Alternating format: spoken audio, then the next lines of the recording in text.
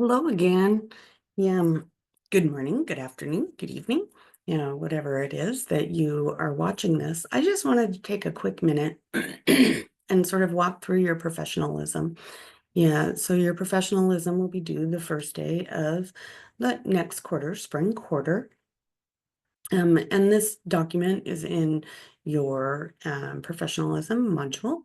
Um, and so I just want to walk through it a little bit, give you some ideas on what's happening here. As you know, you also have tissue ID, your second presentation on your tissue ID. And I'm gonna um, pre-record a lecture for you on understanding immunohistochemistry panels, which is something that you're going to have in that tissue ID.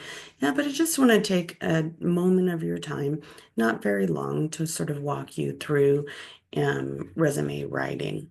Yeah, and some of the other things, just touch on them.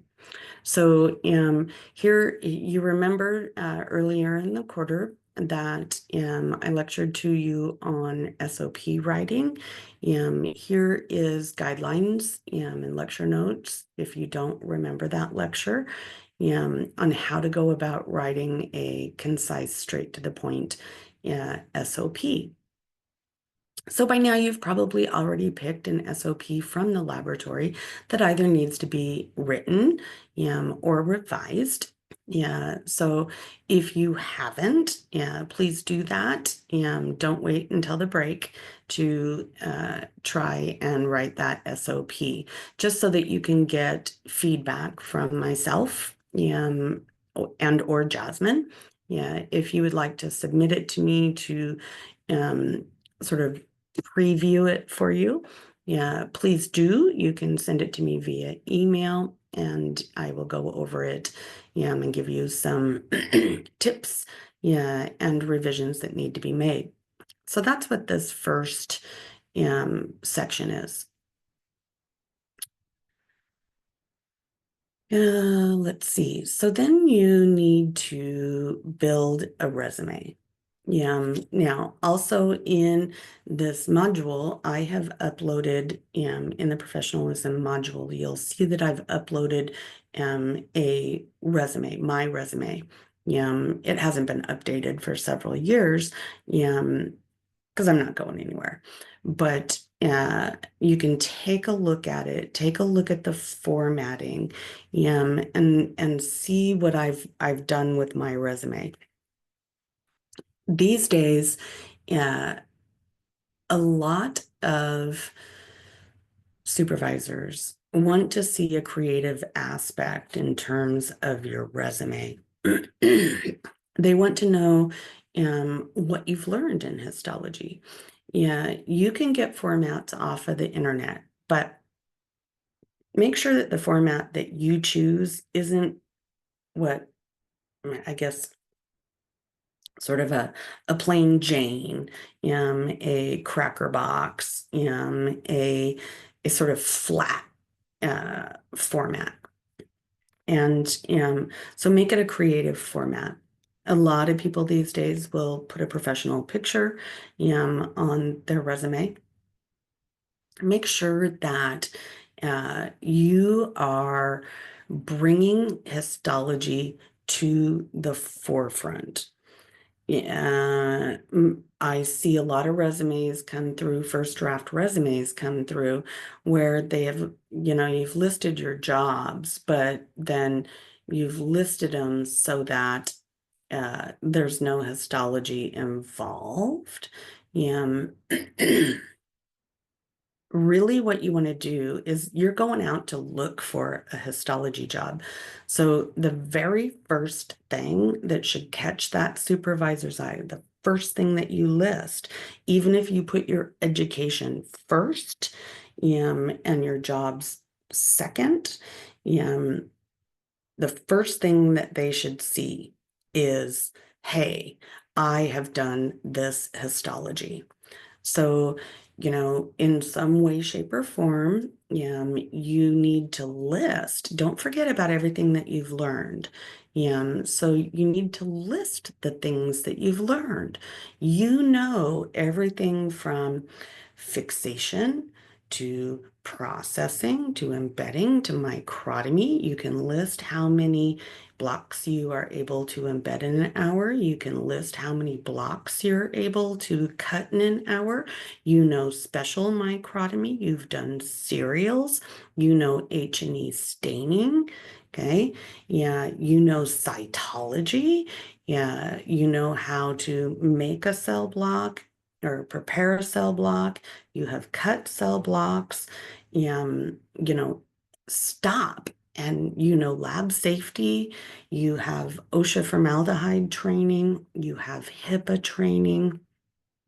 Excuse me. Yeah, you have all of this education that you have already been given, that you know about histology. That's the first thing that should be present on your resume. Of course, you're going to have your name and contact information. These days, people aren't putting addresses. Okay. Most of the time it's contact via telephone, so cell phone number and your email account, which brings me to another thing. Yeah, look at the email account that you are putting forth.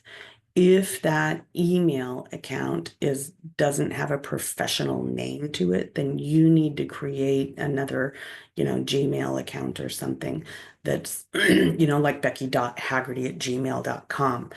Don't use any kind of happy sunshine at gmail.com. Okay. You don't want to do that. You need a professional email. So if you don't have that, you need to create that. Um,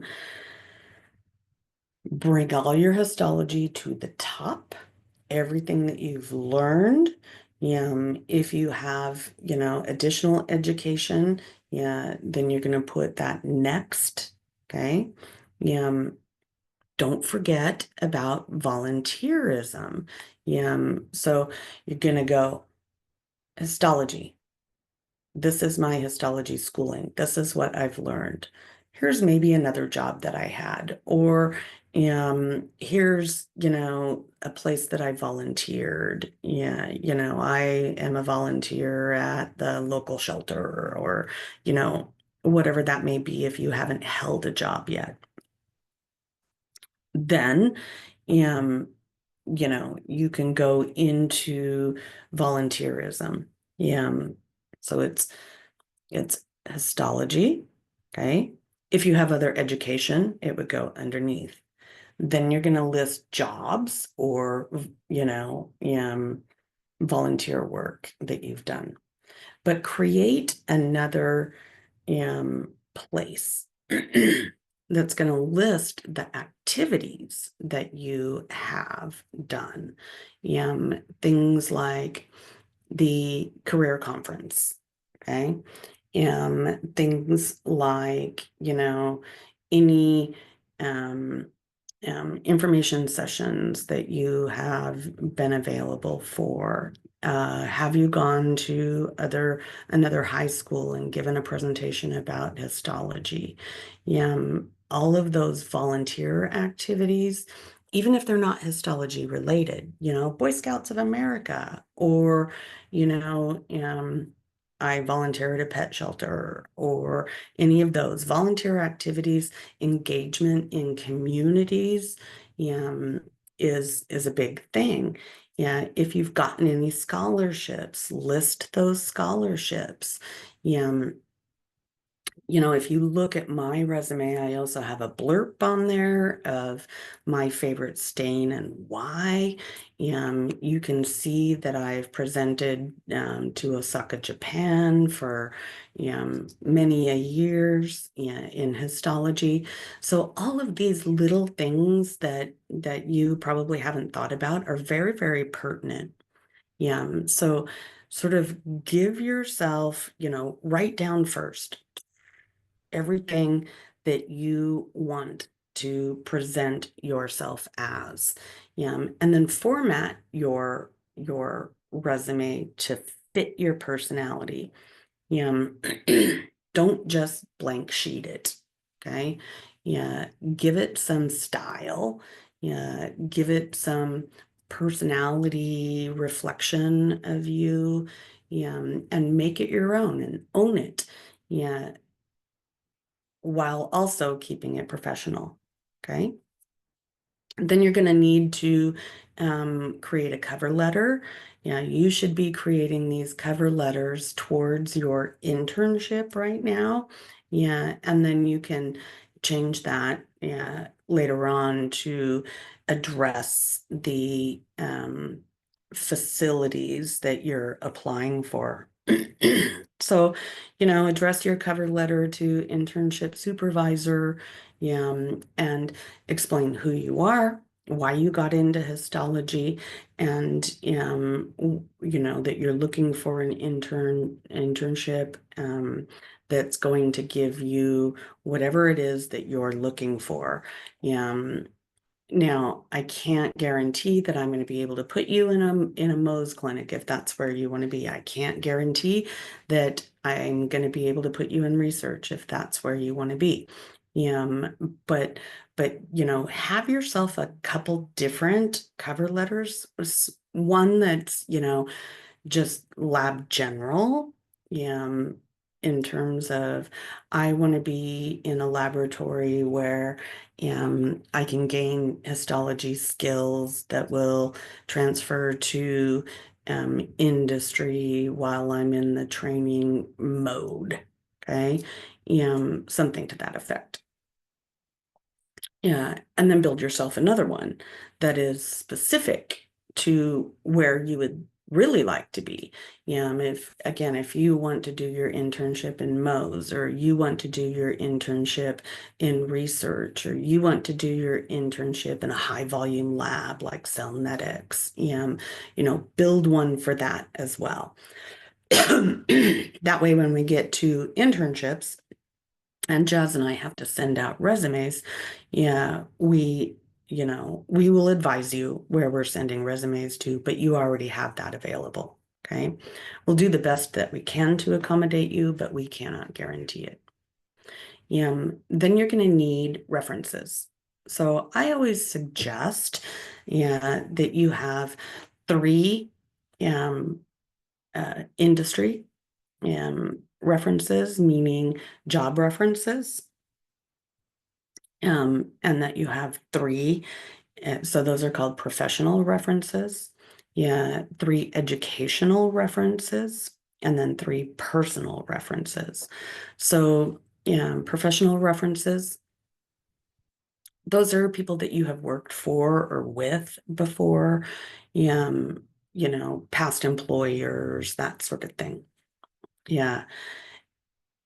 If you don't have that, if you haven't had a job yet, yeah, that's okay. If you volunteered somewhere, I volunteer at the pet shelter, you can use that. If you haven't done any of those things, yeah, then make sure that you have at least 6 good references, and those would be educational references and personal references. So as far as educational references goes, yeah, all of you can use me as an educational reference. Um, you can use Jazz as an educational reference. You can use your co-students as educational reference. You can use TAs as educational references. You can use prior instructors as educational references. And then personal references. So this is not your mom and dad, but rather people that you've known in longevity. Yeah, here's a friend that I've known for 20 years. Here's this person that I've known for 15, and here's this person that I've known for 5. Okay. But no mom and dads. Okay. So you need to build that as well. Yeah. Take a look at my resume. I've listed some helpful tricks for you. Yeah, you've got first aid and CPR. Here's, your OSHA and your bloodborne pathogen training and your HIPAA training. Um, and, you know, write it a couple of times. Again, this is another um, thing that absolutely you can send it to me, and I'm happy to look over your resume for you and give you some tricks and ideas. Another thing is look at the formatting of your resume. If you have a great big white blank space, you need to get rid of it somehow. Okay, you need to reformat. You don't want everything over here and big white space over here. And you want that whole page to look symmetrical and filled in. No big blank white spaces. Okay. All right. Uh, of course, you have your volunteer project. That's 3 hours. You're used to that from last quarter.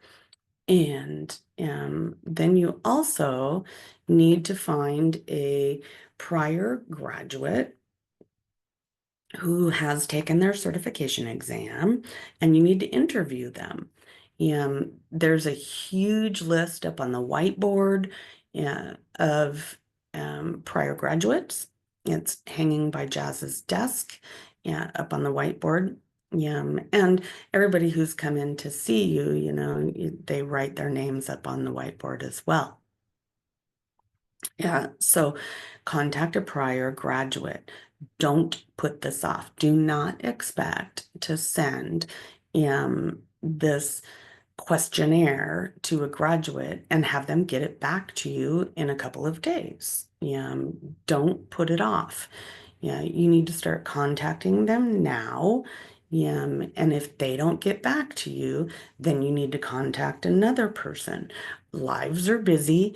And some histologists are working graveyard shifts, some are working swing shifts, some are working day shifts, some maybe have changed their email address. Yeah, you've got to give them grace.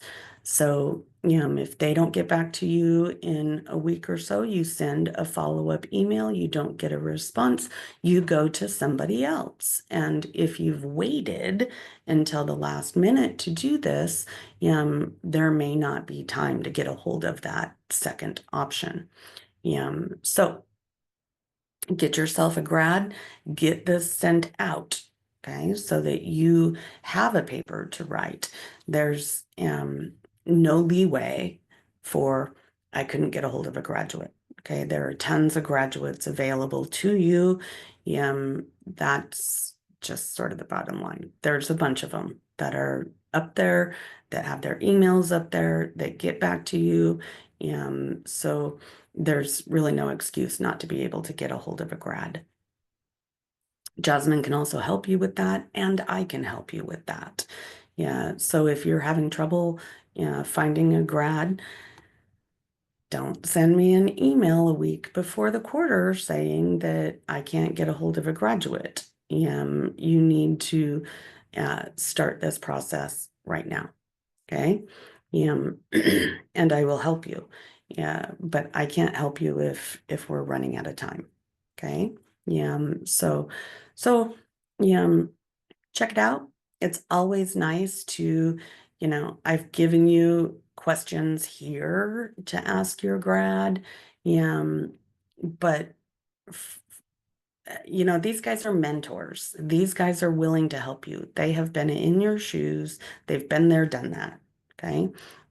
So by all means, ask them more questions than this. It's even more lucrative, yeah, to actually talk to the grad on the phone than it is to just send them these questions. Can you answer these questions for me? Is very impersonal. So if you can, schedule a time to sit down and talk to your grad, you're going to get a lot more information, than just a typed response. Okay. All right. Good luck. Let me know if you need help. Yeah, I am here to help always. I'm willing to read your SOP. I'm willing to look at your resume. I'm also willing to help you find a grad. So good luck, and we'll talk soon. Bye.